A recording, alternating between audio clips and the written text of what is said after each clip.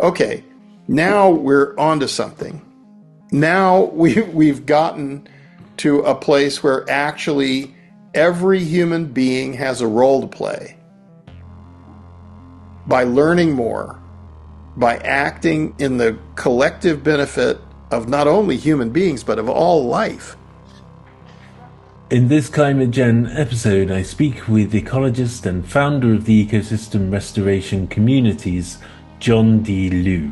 We explore the insights that John has acquired from many years observing nature and humanity, whilst also pragmatically seeking collective pathways to a better tomorrow. Full of wisdom and inspiration, it's a pleasure to feature John on the ClimateGenn podcast. In the next episode, I'm speaking with Sarah Housley about her newly published book, Designing Hope, Visions to Shape Our Future. Given we've been discussing war and systemic ecological and climate collapse in recent weeks, I hope these two episodes offer different perspectives and reinforce the agency we have to reject the status quo as we face the challenges of exiting the Holocene.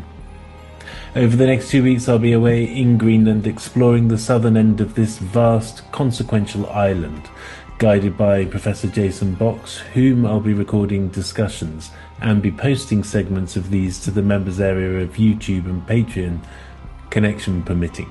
Regular interviews are scheduled from mid-September. Thank you to all listeners, commenters, subscribers, members, and everyone who likes and shares content. Please do consider joining to help support the project, or as COP30 is on the horizon, you can order my book Cop Out to get an inside perspective of all UN COP summits from Paris in 2015 to Dubai in 2023. Thank you again for listening. So John, it's great to see you since Baku, and we had a lot of discussions at the COP. A lot of it was to do with your main project around ecosystem restoration communities, of which there's a lot around the world, and you're the figurehead of all of this. And what I want to start by asking you is, how do these ecosystem restoration communities fit into this sort of global narrative around 1.5 degrees, the Paris Agreement? We're crossing 1.5 degrees much earlier than was forecast. People are very stressed about it. Biodiversity and ecosystems are stressed. How does your project and work sort of fit into that whole story, if you like? I guess essentially what I've been noticing over the years and decades that I've been studying and documenting ecological function is that there is a big difference between theoretical and conceptual things and action. I think that where ecosystem restoration communities fits is in the difference between what is theoretical and what is action, and how ordinary people can have a role in this. So if we go and consider the constant chatter about this, and then we consider, okay, we're worried about 1.5 degrees or more, but what are we actually doing? We're creating more CO2 when we talk about it. We're not actually mitigating or adapting to what's actually happening. What we see is at the ecosystem restoration communities, people want to know, what does it mean to sequester carbon? How does carbon get into the soil? How does carbon come out of the atmosphere? And there's a lot of discussion in the conversations about technology, but those technologies are abiotic. And the question is, well, can we build factories to manufacture more abiotic systems and spread them all over the world and vacuum carbon out of the atmosphere and put it in a hole in the ground? And the fact is, we can't. We're looking at something else at the ecosystem restoration communities, and that's a biochemical photoreactive process that evolved over billions of years that actually has created, constantly filtered, and continuously renewed the oxygenated atmosphere, the freshwater systems, the fertile soils, and the biodiversity. And when you understand that, then not only do you understand how carbon disequilibrium in the atmosphere can take place when you create more manufacturing facilities and you burn more fossil fuels and you do all this activity in the abiotic realm. And then you understand, well, it's really the biology over prodigious time organized to alter the physics on the planet, to maintain the surface temperatures, to regulate the wind speed, wind directions, vortex activity, weather, and climate. And so if we are seeing massive dysfunctional systems that are breaking down, then more abiotic actions are unlikely to change that, because that's what caused this disequilibrium that we're having. And so when you start to learn that in ecosystem restoration communities, a big smile comes onto your face and you go, look at that. There's nothing wrong with the earth. The problem is we're making enormous mistakes in understanding what is true value. We're imagining that things which we extract and buy and sell are the basis of wealth and value. But actually, this is the only planet we know of that has an oxygenated atmosphere and a fresh water system. What's more important? What's more valuable than ecological function? So these kinds of lessons and exactly how people interact with the earth, that's where we need to go. And that's what ecosystem restoration communities can bring to people.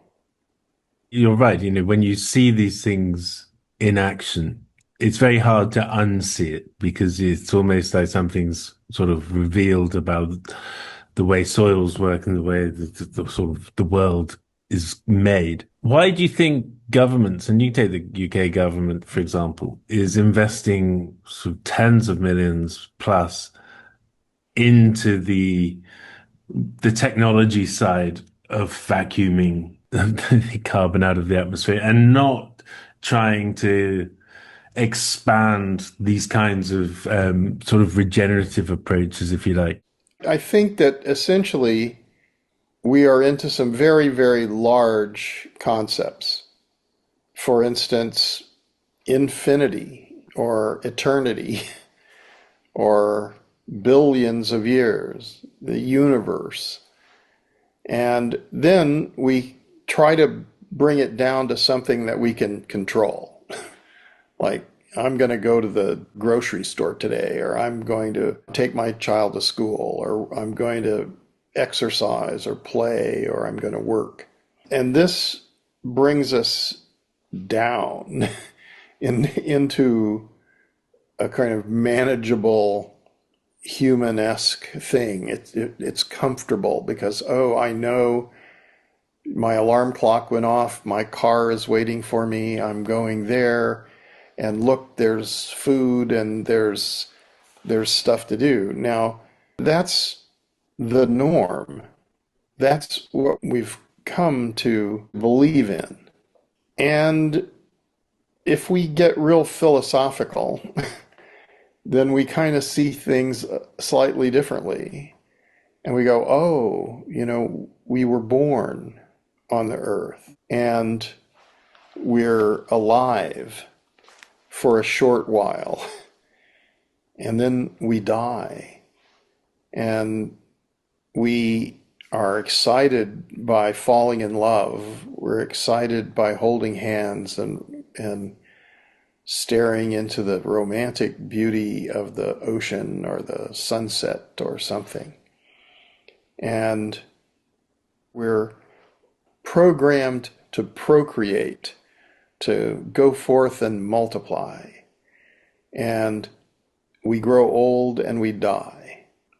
And when we look at this in relationship to what we're saying is important, in the society.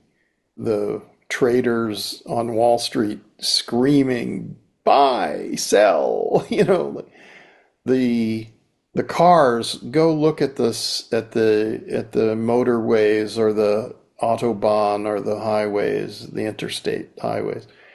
And what is that? So if we look at that from a philosophical perspective, it's Maya. It's an illusion. It looks really compelling, like there is a big building there. There are lots of cars. There are many people, and they're rushing somewhere. And yeah, for this moment, today, it's there. But it's so ephemeral. Tomorrow it's gone. And we live for some years and decades, and then we pass away. What is real? What is the meaning of our lives? When we talk about these things, big concepts, when we talk about, say, extreme and erratic weather events, what do we have to learn to understand what this means? So is weather the climate? Well, the climate affects the weather, but there are different aspects of this. So what we're failing to understand is the level of complexity that we're talking about. And we're not expanding our consciousness to understand this. We have somebody who's making a meme and saying, all right, carbon, disequilibrium.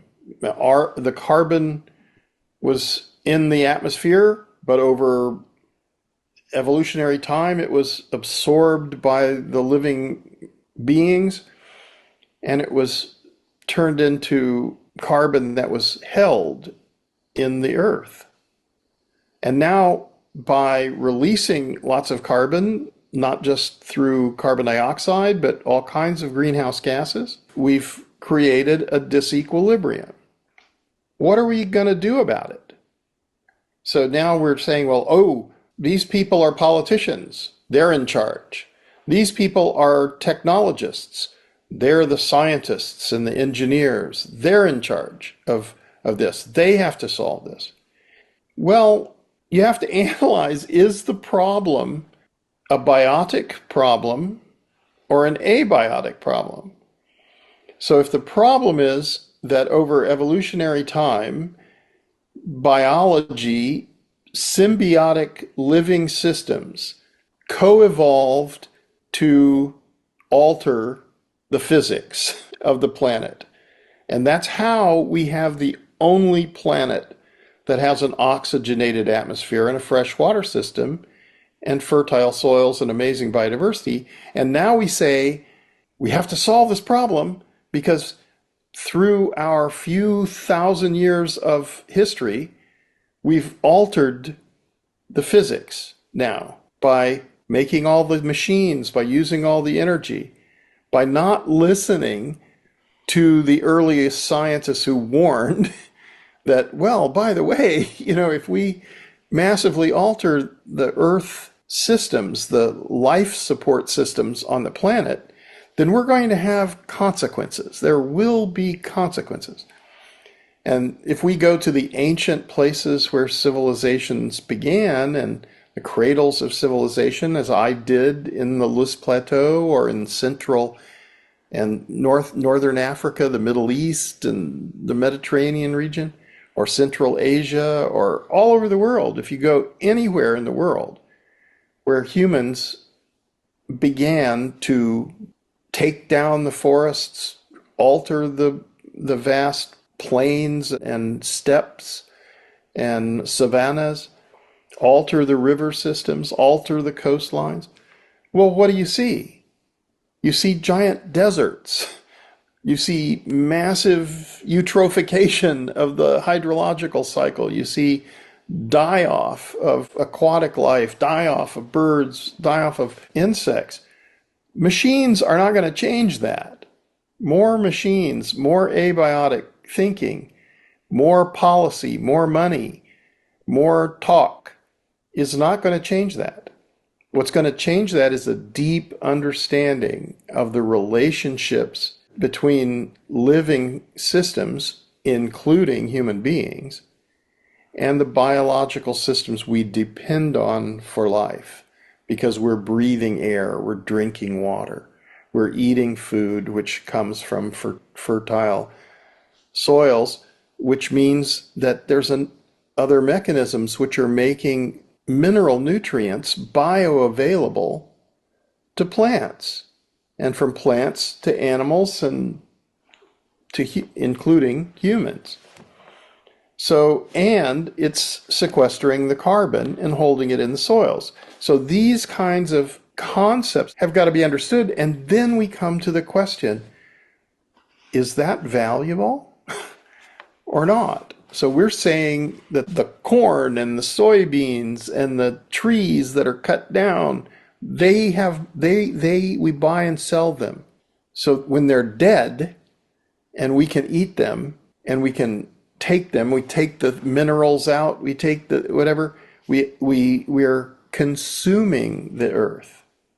We need to realize that life co-evolved and that the only way to survive and become sustainable is to live in harmony and in balance with the earth systems. And the fact of the matter is, it's our choice. If we continue to believe that the value is in the derivatives, in the things which are extracted and bought and sold, there's a lot to worry about because we're rapidly increasing our ability to mass produce anything. But we don't need these things. Generally, we just believe we need them because we're trying to sell them. So if we sell them, then we get money. But if we understand that money is a concept, it's something that we created. It's not really anything. It's a means of exchange, a storehouse of value, and a trust mechanism. So if we understand that, then we can say, well, money's whatever we say it is. Well, if we understand that the value of ecological function is higher than the value of material things, then suddenly money should be based, our economy should be based, all human actions should be based on protecting existing ecological function and restoring any degraded landscapes. And this is the exciting thing about what I've learned and what we've seen in restoration projects around the world. You can restore the hydrological cycle, you can restore the soils, you can restore the biodiversity. Well, if we do that, we don't have a problem with 1.5 or anything. The earth will recalibrate because it's living in dynamic equilibrium. But if we continue to egregiously emit huge amounts of greenhouse gases, or if we continue to believe that the value is in the abiotic systems that we're buying and selling, or if we continue to believe that some people should own everything and that billions of people around the world should be desperately poor with almost nothing. I mean, this is ridiculous. The idea that we're questioning whether living beings have birthright, this is bizarre.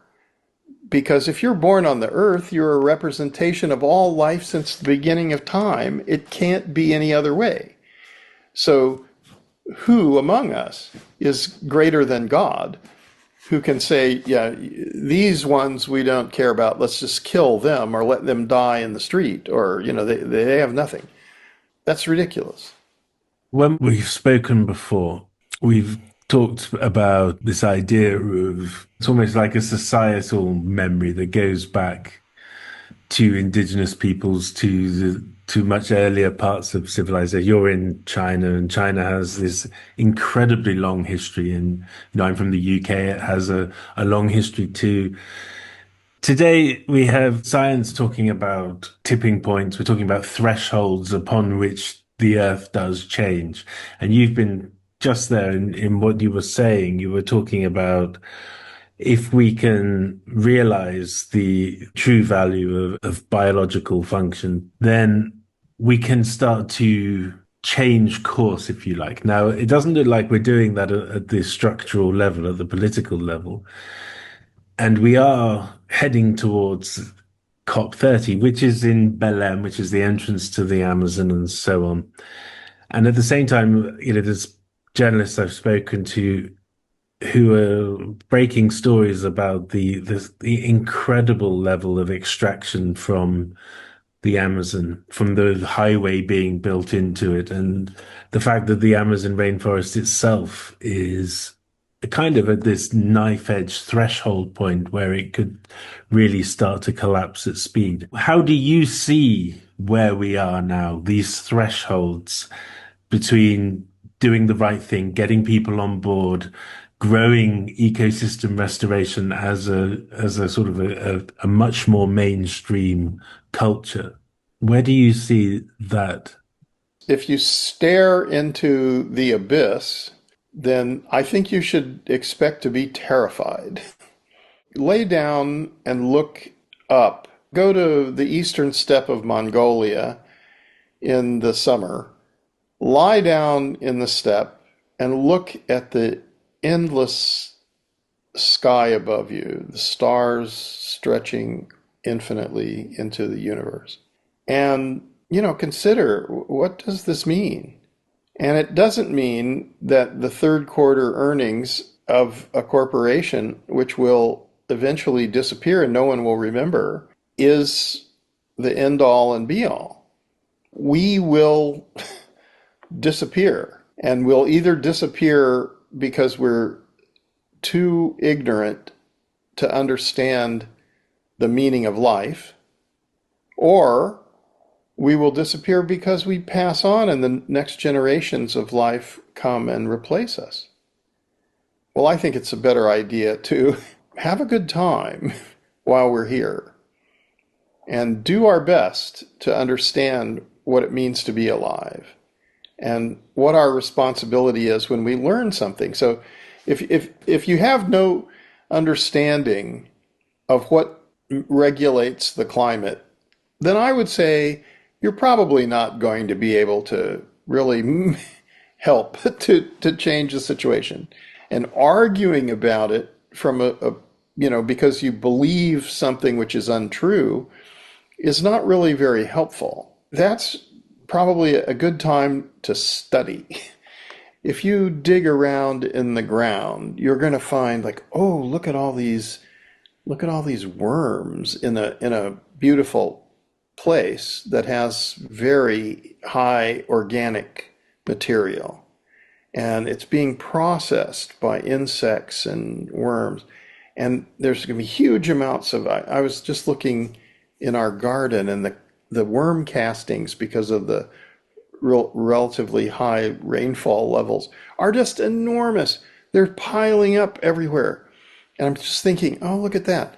Now go somewhere else where there's no organic material, there's no infiltration and retention of moisture, and there's nothing happening. Now, you don't have to buy a factory and get energy and employ people to screw things together in order to get the worms to do their work. They've been doing this for a very long time, and they multiply, and they're hardwired to propagate, just as we're hardwired to propagate. So when you give them the conditions that they need, there will be fertile soils, and that will make mineral nutrients bioavailable to plants.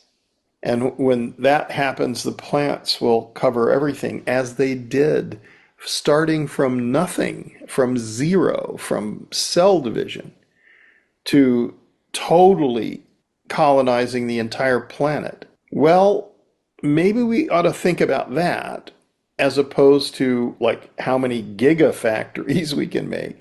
Because if we're going to make more gigafactories, we're going to be destroying the systems. We're going to have to go to Mars because we've And if we think we can terraform Mars when we've destroyed the Earth, that's kind of silly, isn't it? So, so if we get our mind around what's happening, and then we say, oh, look, it's much better to have clean water. It's much better to have clean air. Why is there so much cancer here and there? Why are so many people getting Parkinson's disease or what's happening here?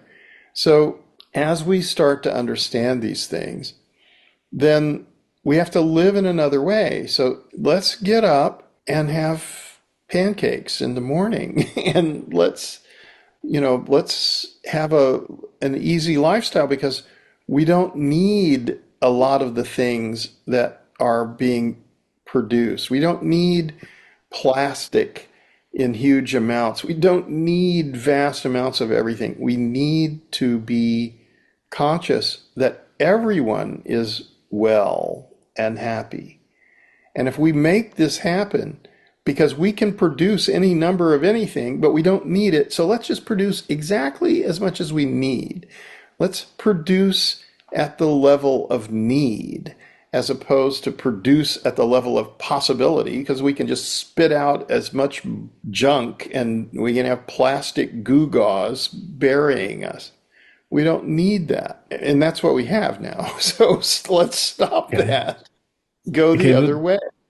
You touched on a few things. I want to come back to pancakes in the morning in a minute, but you said, if you don't know what you're talking about, it's time to go and study. This is a critical point of everything in this discussion. It's a whole sort of raison d'etre for this podcast is to speak to people who do study, who do learn things and share as much as we can. In China, where you are, we see this incredible investment in education and is bearing fruit with the rate of Chinese knowledge and so on. In America, you see the current administration defunding education and trying to misinform. Now, that's not only in the US, but I'm trying to show the sort of the polar opposites of something that's critical based on what you've been saying to our roadmap out of here, if you like. It's something we're all having to engage with because of the internet, because of this proliferation of mis and disinformation. The foundation of what we need to do is develop and share knowledge and understand, as you were saying, how the planet works so that we can be synchronized to that or in balance with it. How do we get from this paradoxical mess? Because even in the production of all of the rubbish that you're talking about that we don't need, China is one of the main powerhouses in the world, but it's also a powerhouse of knowledge. So how do we end this destructive cycle? Unfortunately, or fortunately, it's not up to a single individual to decide what humanity does. It's up to our collective understanding. So if we're not striving to have a collective understanding, but we're striving to be prejudiced against each other, then we're not really understanding that we are a species, that we're all one family. So the fact of the matter is humans have co-evolved on the planet together with plants and animals and insects and birds and bacteria and fungi. And here we are. Now, if we believe like this is all for me, it's all here for me, and it's like it belongs to me, this is mine. Well, that's a fairly stupid point of view because, first of all, I'm going to die. So the idea that I own everything is a ridiculous idea. No one owns anything. We belong to life, and we're going to give up our body so that each generation of life dies and gives up its body to nurture the the generations to come. And that's okay. That's the way it is. Like let's talk about truth. So when we talk about the truth, then we have to say, oh, well, it's not my opinion that moisture infiltrates and is retained in the organic layer, or that this cycles the moisture in the lower hydrological cycle, which then moderates the wind speed and moderates the temperature. It's not my imagination that the height of the canopy is where the solar radiation is blocked off, and that at the highest point that would be like 400 feet in the air, or 450. So like 150, 160 meters high. Now, do you see any 165-meter trees around? I mean, you can find them. Fortunately, there are a few remnants at the edge of remnant primary forest. But imagine if we understood this, that it is this biological moderation of the physics of the planet. Then we could arrange ourselves to be a little bit calm. Let's play more music. Let's have more pancakes. Let's take it easy. Let's dance. Let's learn together. Okay. And that is to evolve. That is to come to a higher level of collective consciousness. If we come to that consciousness and we say the value of the biological organization of the physics is more valuable than plastic gewgaws. Because now plastic gewgaws make you money, but the ecological function is zero in the GDP style economy. And this idea that like, oh, carbon is more, is valuable, because it's in disequilibrium. Or, like, what are you talking about? Everything is valuable. Life is valuable. All the people who are being, suppressed around the world, whose intelligence and energy and creativity is not flowing as part of a collective intelligence, then they're being devalued. They're being said, no, you're useless, you're nothing. Unless you have money, unless you can buy plastic gewgaws, you're not a real human being. What? What are you saying? Like, this is ridiculous. So once we understand that, like, oh, if all the human beings were to suddenly, I mean, I don't want to talk about being woke, but if all the people suddenly became aware, conscious, enlightened about what it means to be alive, that we are alive, we have agency, we choose what we do.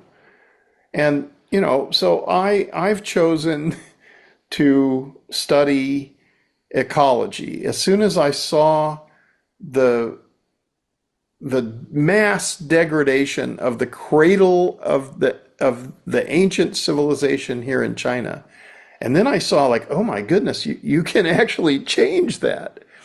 That's if we understand the system, we understand what causes moisture to infiltrate, what causes fertility, what causes differentiation and speciation, leading to infinite variety in genetics.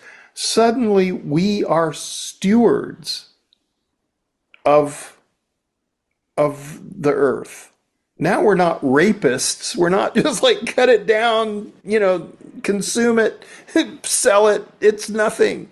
No, that's gross. That's ignorant. Let's be the stewards.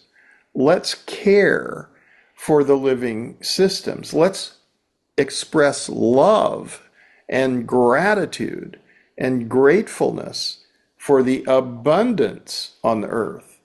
That's what all the sacred texts in all the religions tell us. That's what all the indigenous people were doing when they were dancing around, worshiping the waterfalls and the sunsets and the beautiful trees and all the wonderful megafauna around the world. And so now we've changed this through mercantilism, through our concept. We are greater than everything. Like what? Really, you think? It's like, no, we're not. So stop it. Let's go play music. You need to chill. And so so everybody has to like have this kind of understanding and emerge, especially let's do that before we die, so that so we can like have a life, get a life, let's live. Let's learn how to live. Let's not learn how to argue. Let's not learn how to suppress other people. Let's not learn how to manipulate everything. Let's learn how to live. And when we do that, then I think we're in another space. And the more and more people who get that, and so when you get to that level, like you'd like to be with other people who have that in their on their mind, like you don't want to be worried, like, oh my gosh, everybody's going to kill everybody else because of that, like I don't know. No, that's not a good thing. Let's see what we can do to become kinder and better. And we all have this opportunity. We all have choice. We have free will. I mean, maybe there are others who are just saying, "Well, you don't have any rights, and we're going to take away all your rights." Well, that's crazy, and I think they're headed for some quite serious karma when they do that kind of thing. They need to see that civilizational evolution is real too. And philosophy, we've come a long way. Philosophy, psychology, consciousness, it's a thing. We can become more conscious. We should become more conscious. We should be less selfish. We should be much kinder. We should, try at least to do that. So, of course, we can look back and we can say, Thomas Jefferson, he said, we hold these truths to be self-evident, that all men are created equal. Well, that's a nice thing to say and write down. But he was also the largest slave owner in Virginia, so like, okay, wait a minute. This doesn't completely compute, but it's also true. And so thank goodness he wrote this down. It means that even if you can't achieve the highest aspirations, you can know what's true. And you can see it repeatedly. We're striving. All of us are flawed. But if we try to do our best, then we're in better shape. If we devolve to the point of bestiality, which we're seeing all over the world now, I don't think that's not going to change the climate. Well, it's going to change the climate, but not for good. It's really going to, we have the ability to cause extinctions. And when you see a extinction event, the top of the food chain is the most at risk.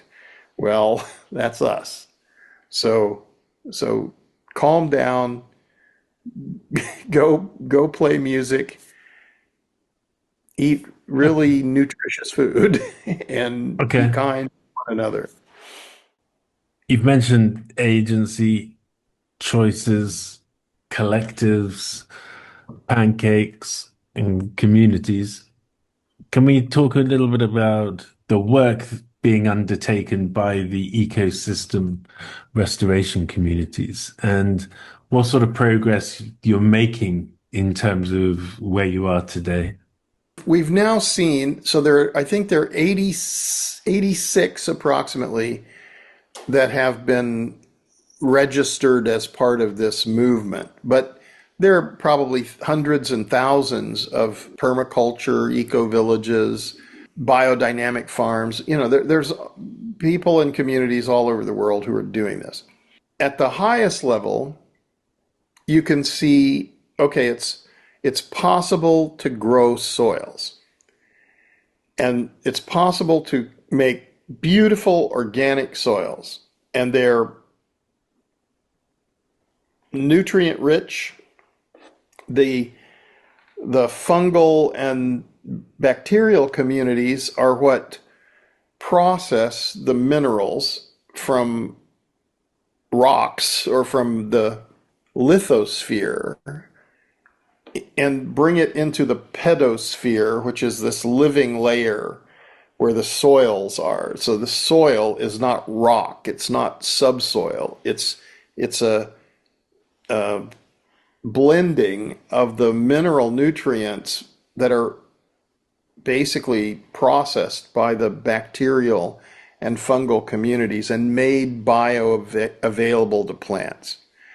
And this is a very interesting, complex web of life that is a type of commerce and a type of, so it's transporting and trading off fungus and can be fed by the carbohydrates which are produced and delivered by plants and then they can run around and do their thing and return the bioavailable minerals to the plants. So that's an exchange. That's a multiple species in an interaction.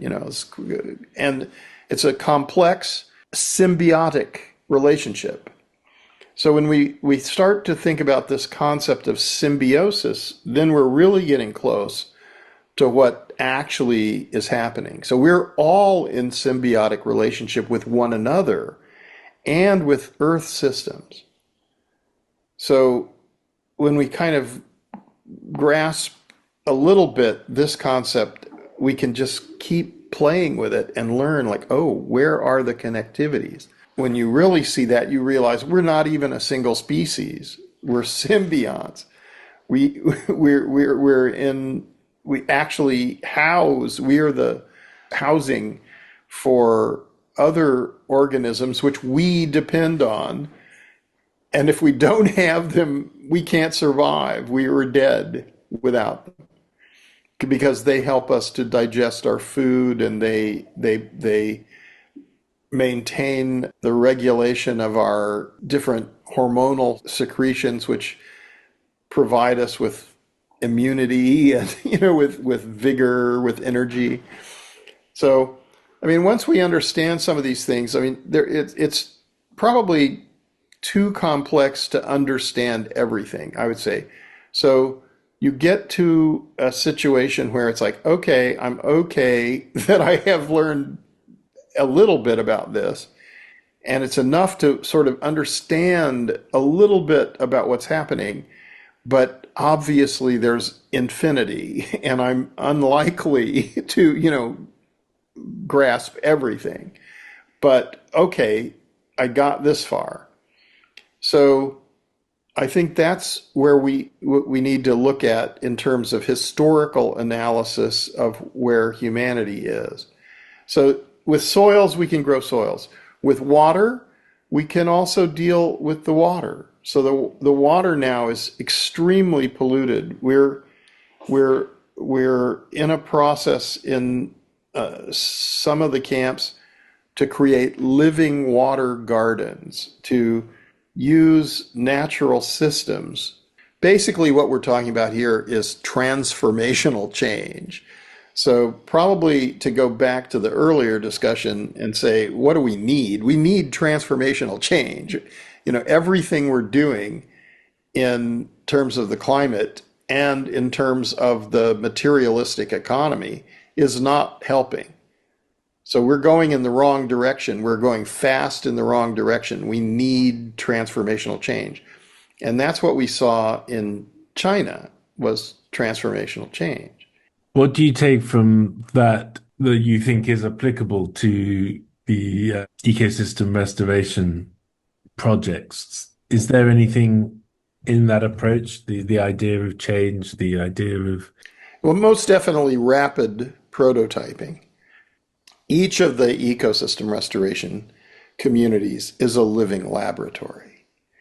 So this is a place where, like, okay, we're facing an existential threat from climate change. So, well, let's get to work. What are we doing here? Let's not talk about it. That's just going to create more CO2. Let's sequester, not just be a source of CO2. So how do we do that? So we learn about soils, we learn about water, and we learn about biodiversity. And we learn about collective consciousness, collective intention, and collective activity. So if we have a collective understanding, that allows us to have a collective intention. And if we say I'm the boss, I know I own it, it's mine, and then like, well, nobody wants to work for me, nobody cares. But if we say, okay, this is for everyone, this is everybody's, it's self-organizing, self-governing, and autonomous. And so this is your ecosystem restoration community. This is your chance to contribute to a global problem. But guess what? This is your local problem, because if you're getting drought or floods or wildfires, or you're hungry, or you don't have a job, or you don't have a house, well, maybe you ought to try this, because if you work together, you can build houses together. If you work carefully and well, you can turn the infertile soils into very fertile soils relatively rapidly. And if you know how to grow food, and you also understand that probably monocultures were not invented by an agronomist. They were invented by a Neanderthal with a sharpened stick. And, that Neanderthal, I call him Og usually, he thought, look at that. There's this one plant that has all these seed pods. That's the one I want. I can eat it. Then he learned how to dry it and cook it and, do all these other things. Anyway, that's the one I want. So what are these others? I don't know. I want to kill them. I'm going to kill them as far and bigger and bigger and bigger, and I'm going to spread these seeds, and then I'm going to get a monoculture. He created plowing and monocultures in one go. Well, what could go wrong with that, And we're still carrying this idea that the value of all this grain is supposed to be higher than the value of the ecologicals, the symbiotic ecosystem that gave life to the plants. Well, I have news. It's not. Because if you just use, monoculture, industrial monocultures, and you have more and more and more inputs, you're making a desert. You cut down the Brazilian rainforest to make soybeans or corn, you're going to have a desert. You're going to create the Sahara. because that's what maintains the hydrology. And if you lose the hydrology, then you're going to have a desert. And somewhere else are going to be massive floods. So what are we seeing? Massive droughts, massive floods, wildfires, mudslides. All of those things are sort of endemic now. So we don't want that. So we're going to have to restore the ecological function. It's not by making a machine. That's by getting people to understand we need this.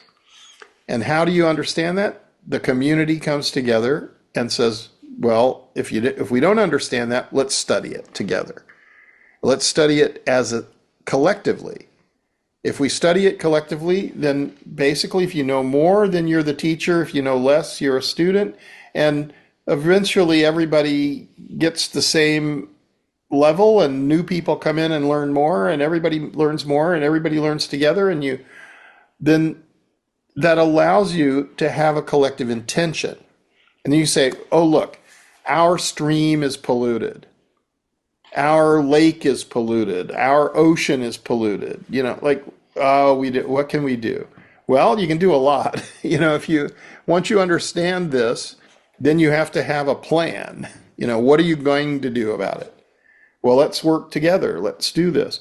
And then when you understand the value of what you're doing, it's not externally, it's internally. You understand the value. And when that reaches critical mass, that's the basis of your economy.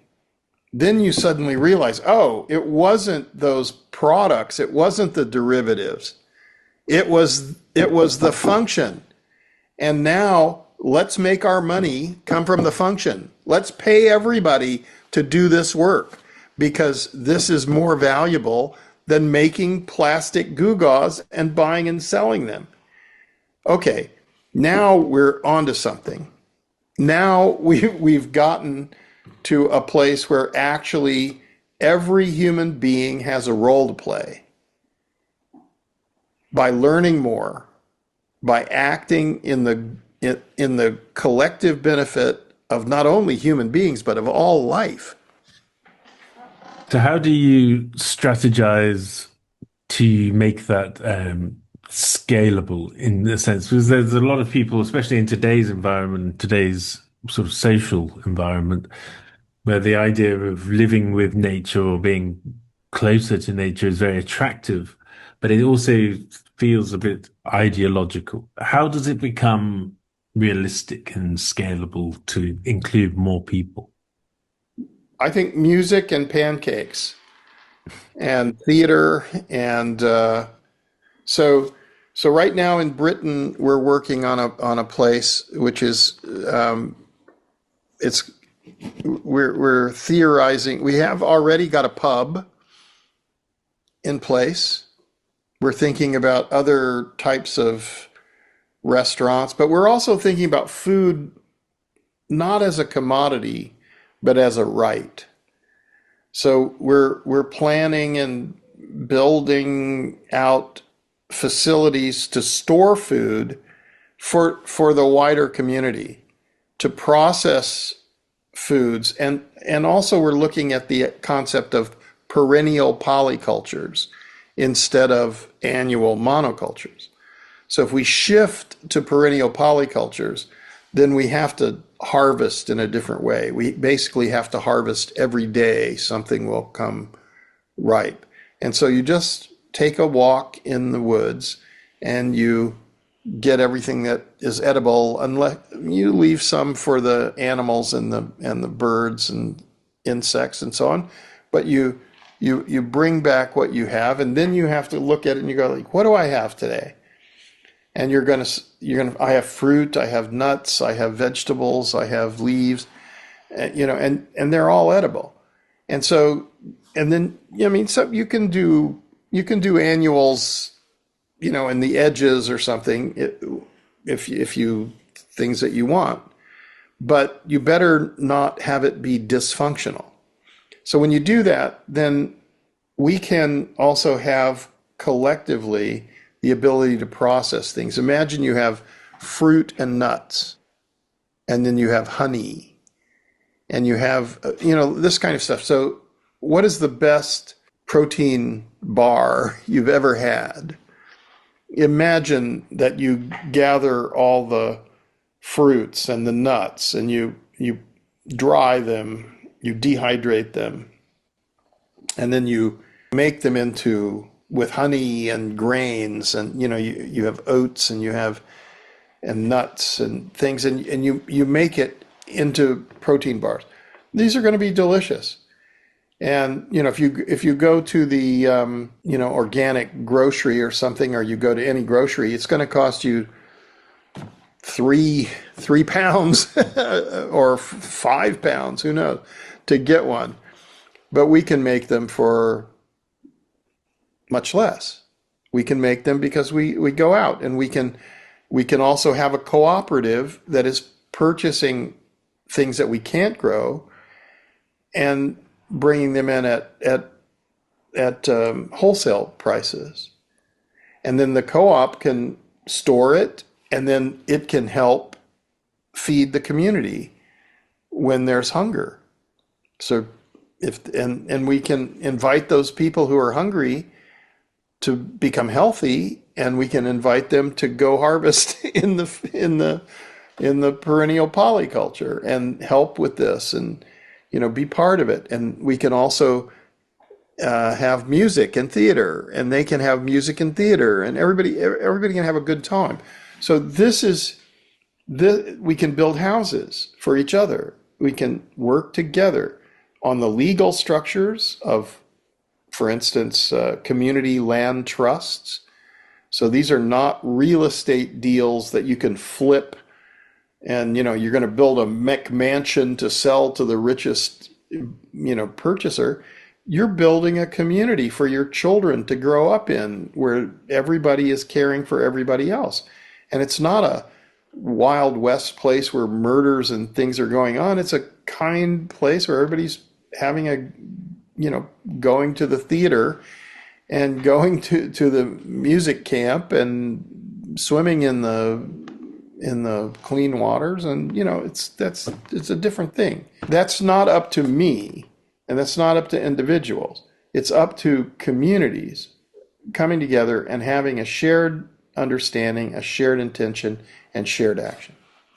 When you look across you mentioned, I think it's 86 around the world at the moment, what's the typical size of the community? And is that where it is that going to stay like that, or do you see that growing?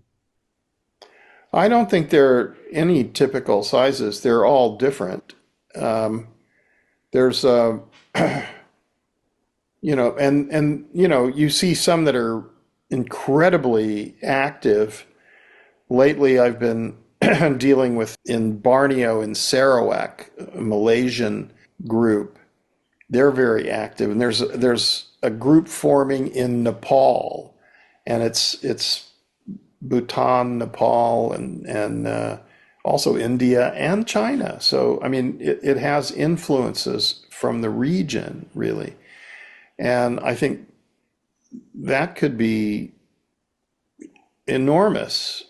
I think some start around schools, others start around agriculture. I think there's a big question about agriculture. There's also agroecology, or there's ecological tourism kind of places that emerge. Those who partly there's diversity, people who are interested in animals on the edges of places where there's megafauna. And there's, for instance, in Sekhem in Egypt, it's an enormous community that began in 1977. And so this is a biodynamic community, and it really was ambitious. It was starting in the middle of the desert. And now it has a university and a hospital and lots of businesses and thousands of people. And it's transformed big areas of the desert. And they also have they have what's called the economy of love. It's a 30% subsidy that goes to the biodynamic agriculturalists because, and they get it from carbon trading because the biodynamics doesn't use any chemicals, uses lots of compost, and it increases the soil carbon. So because of that, but they were seeing that if you try to sell the food for, the biodynamic food for more than the regular food, the industrial food, then people go like, I'd really rather have the biodynamic food, but I'd rather pay the price of the cheaper price. So they sell the food at the same price in the market and give a subsidy of 30% to all the biodynamic things. And then that means once they taste the difference, they always want to buy the biodynamic, which encourages more of the industrial agriculturists to become biodynamic agriculturists, to not only because that's what the people prefer, but also because they want the 30%. And how broad is the exchange between communities? You're obviously aware of what's going on in quite a few different ones. You visit a lot. What's the exchange between them? Is there a glue that binds them together? Yeah, I think the internet is helpful. There are many that talk with each other often and a lot.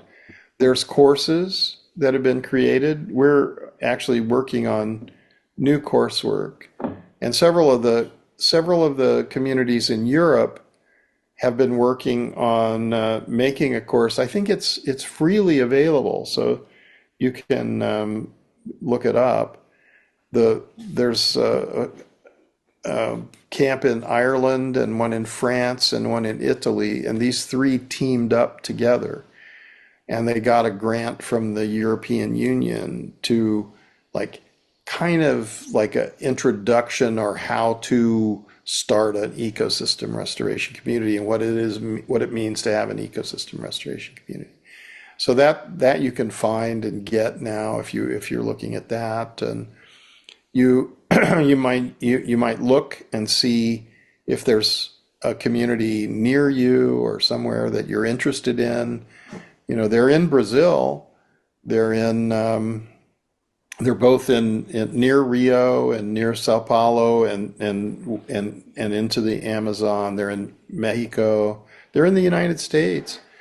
They're in, really, I mean, they're in Sweden, and they're in Holland, and I mean, they're just everywhere. They're all over. They're in India. They're in, Canada. They're in.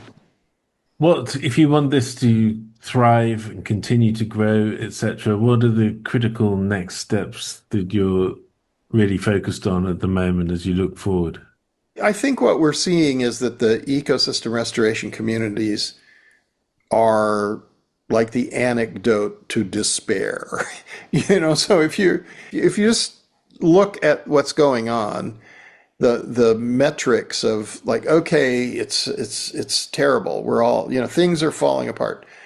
Yeah, they are, and maybe they have to, because if they're just filled with mistakes and they're inefficient, ineffective, and wrong-headed, well, you know, the first thing is like, let's try to save it. Like, no, maybe let's try to decide, instead of like trying to save what's wrong, let's try to decide what's right and do what's right to address this. So if we want to address this, we don't do more of what caused it. We do less of what caused it and more of what we know is ecologically correct. So if we're talking about how do you infiltrate and retain moisture to re-regulate the hydrological cycle, or how do you sequester carbon, it's basically through photosynthesis. So you have to increase the percentages and total amounts of organic material. And then if you do that, each generation of life dies, and so that's increasing the necromass, or the decaying organic matter. So you want to do both. You want to increase the living organic material, and you want to increase the decaying organic matter. And so as you do that, you go, oh, well, that's not so difficult. Actually, we can do that. And the problem has been that the economy doesn't say that that's worth anything. But now if you look at, like, if you ask the question, if we're facing an existential threat from climate change, what is the value of natural mitigation and adaptation to climate change? It's ridiculous. It's vastly more valuable than anything you can make and everything that human beings will ever make. This is more valuable than everything. So if this is true, that when you're facing an existential threat from climate change, then it means that functional ecosystems which mitigate and adapt to climate change are the most valuable thing you can do. That's where the economy should come. All those people who are doing this should be compensated. And then it takes you to the concept of transformational change. So if we're saying that money comes from buying and selling plastic gewgaws, and how much fossil fuel we can rip out of the ground and waste or use, then maybe we've made a mistake. Maybe that's not the basis of wealth. Maybe the basis of wealth is actually life itself, and the fact that these symbiotic biological systems self-organize, self-replicate, and are eternal. Maybe that's the basis of wealth, and that's the basis of value. If that's true, that should be the basis of our economy. And that means that all human efforts will go to protect, and where the systems have been degraded, to restore ecological function on a planetary scale. And that is the way that human beings could survive, and not only survive, but thrive in the future. I've called it the great work of our time, and I've also called it the flourishing path. This is the way to see how the abundance of life on Earth is the basis of life, and it's the basis of wealth and health. So we want health, we want wealth, we want life. Choose this. Well, look, we've been talking for a long time, and it's been absolutely fascinating. Thank you very much. We are going to speak again, no doubt, but it's been really good to reconnect and cover quite a lot of ground there. Okay, thank you so much. Good to see you. If you are concerned about the future, then why not travel with me through every COP conference from COP21 in Paris to COP28 in Dubai by ordering my book, COP Out: How Governments Have Failed the People on Climate. In COP Out, you'll gain insights into what is actually going on in these supposed world-saving conferences, and how we have ended up in this dire era of dangerous consequences. You can order COP Out via the link in the notes, or on any online bookstore worldwide, in paperback or audio version.